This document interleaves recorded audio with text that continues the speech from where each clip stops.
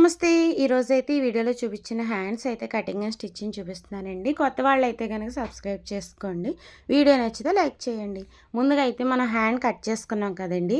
ఈ విధంగా నార్మల్‌గా మనం ఎలా అయితే హ్యాండ్స్ కట్ చేసుకుంటామో, అదే విధంగా నాకు 7 ఇంచెస్‌తో నేను హ్యాండ్ కట్ చేశానండి. అక్కడి నుంచి 3 ½ నేను ఒక మార్క్ చేసుకున్నాను. ఇది 2 విధాలుగా కట్ చేసుకోవచ్చండి. నేను ఆల్రెడీ 2 హ్యాండ్స్ ఒకే దాని మీద పెట్టాను. ఈ విధంగా కట్ చేసుకోవచ్చు వి షేప్‌లోని. ఇదేంటంటే ముకుంద హ్యాండ్స్ టైప్‌లో వస్తదండి. కాకపోతే షార్ట్ హ్యాండ్స్ ఇది. లాంగ్ హ్యాండ్ కాదు. సెంటర్ పాయింట్ నుంచి అయితే నేను సైడ్‌కి 3 ఇంచెస్ తీసుకొని ఇలా వి షేప్‌లో అయితే ఇచ్చేసుకున్నానండి. కిందొచ్చేసి 3 ఇంచెస్, పైనొచ్చేసి 4 ఇంచెస్ వస్తది. అలాగే సైడ్‌కొచ్చేసి వి షేప్ ఇవ్వడానికైతే 3 ఇంచెస్ తీసుకున్నాను.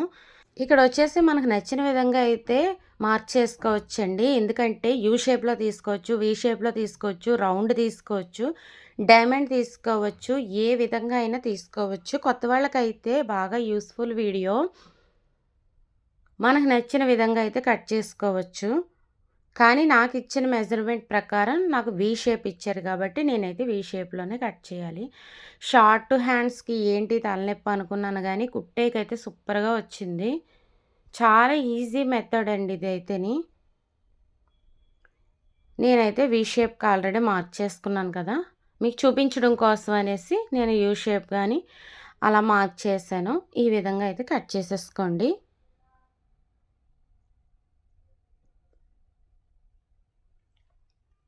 కట్ చేసుకున్నాక మెయిన్ క్లాత్ మీద అయితే వేసేసుకున్నాను.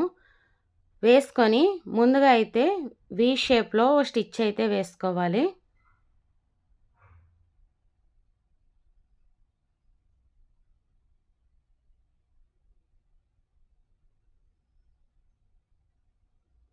అలాగే కింద అంచు దగ్గర ఓ స్టిచ్ అయితే వేసేసుకోవాలి.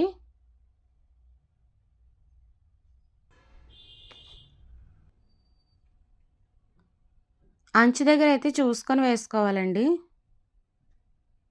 అంచు అటు ఇటు గడిబిడి అవ్వకుండా చూసుకోవాలి. సైడ్‌లు అతుక్కోకూడదు. ఇలా అయితే తిరగేసేసుకోవాలి. కట్స్ ఇచ్చుకోండి. చిన్న చిన్న టక్స్ ఇచ్చుకుంటే సెంటర్ పాయింట్‌లోని వి షేప్‌లోని మనకి చక్కగా తిరుగుతది. ఎక్స్ట్రా ఉన్న క్లాత్ అయితే ఇలా కట్ చేసేసుకొని చుట్టూరు కూడా మనం అయితే స్టిచ్ చేసేసుకోవాలి. అయితే నేను ఒక 10-5 ఇంచెస్ అయితే క్లాత్ తీసుకున్నానండి. ఆ క్లాత్‌ని చూపించిన విధంగా అయితే ఫోల్డ్ చేసుకున్నాను. ఓన్లీ నార్మల్ క్లాతే తీసుకున్నాను. ఒకే వైపు స్టిచ్ వేసుకున్నాను. అంటే ఇది బుట్ట హ్యాండ్స్ కాదు. ఓన్లీ నార్మల్‌గా మన హ్యాండ్ ఎలా అయితే ఉంటదో దానికి చిన్న ఫ్రిల్స్ వచ్చి బుట్టలా కాకుండా నార్మల్‌గా వస్తుంది. ఈ విధంగా స్టిచ్ చేసుకున్నాక కింద కూడా సేమ్ అలాగే పెట్టి ఒక స్టిచ్ అయితే వేసేసుకోవాలండి. ఇది ఎంత అనేసి నేనైతే మెజర్‌మెంట్స్ తీసుకోలేదు. ఎందుకంటే నాకు మిగిలిన అడ్జస్ట్ చేసిన క్లాత్‌లో మాత్రమే నేను స్టిచ్ చేశాను. దీనికేంటంటే సెపరేట్‌గా వేరే క్లాత్ వేసుకుంటే బావుంటది. నేను కట్ చేశాను కదా! ఇందాక డైమండ్ షేప్‌లో ఒక క్లాతు. దానికి కొంచెం ఒక పావించి ఖర్చు కోసం అనేసి నేను ఉంచుకొని, వేరే క్లాత్ మీద వేసైతే కటింగ్ అయితే చేసుకోవాలి.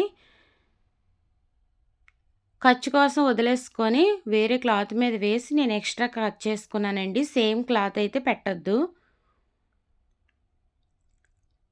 స్టిచ్ చేసుకున్న క్లాత్ మీద ఇలా లైనింగ్ క్లాత్ అయితే వేసుకొని, ఒక స్టిచ్ అయితే వేసేసుకున్నాను.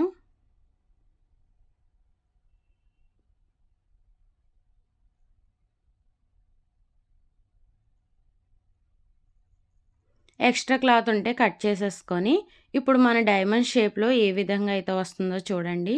దానికి ఆపోజిట్ కలర్ అయితే చాలా లుక్ కనిపించును. సేమ్ కలర్ అవ్వడం వల్ల అయితే మీకు లుక్ కనబడట్లేదు. వీడియోలో ఎలా వస్తుందో తెలీదు గానీ, బయటైతే సూపర్‌గా ఉందండి. వీలైతే కొత్త వాళ్ళైతే అటు ఇటు కదలకుండా ఒక్కొక్క పిన్ పెట్టేసుకోండి. అప్పుడైతే కదలదు. నిలబడతది క్లాత్ చక్కగానే.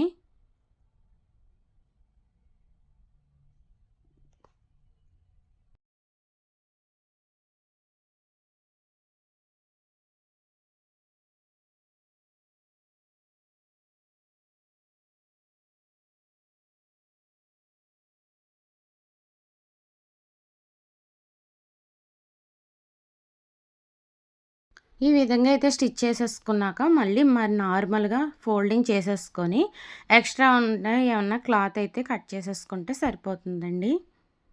వీలైతే లేస్ ఏసుకుంటే చాలా బావుంటది. నాకైతే సిల్వర్ లేస్ ఇచ్చారు. ఈ విధంగా డైమండ్‌లో ఒక లేస్ అయితే వేసేసుకున్నాను. పైపింగ్ కూడా ఏసుకోవచ్చు ఈ ప్లేస్‌లోని. ముందుగా పైపింగ్ ఏసుకున్నాక అప్పుడు ఆ బుట్టొచ్చే హ్యాండ్ అయితే అటాచ్ చేసుకుంటే సరిపోతుంది.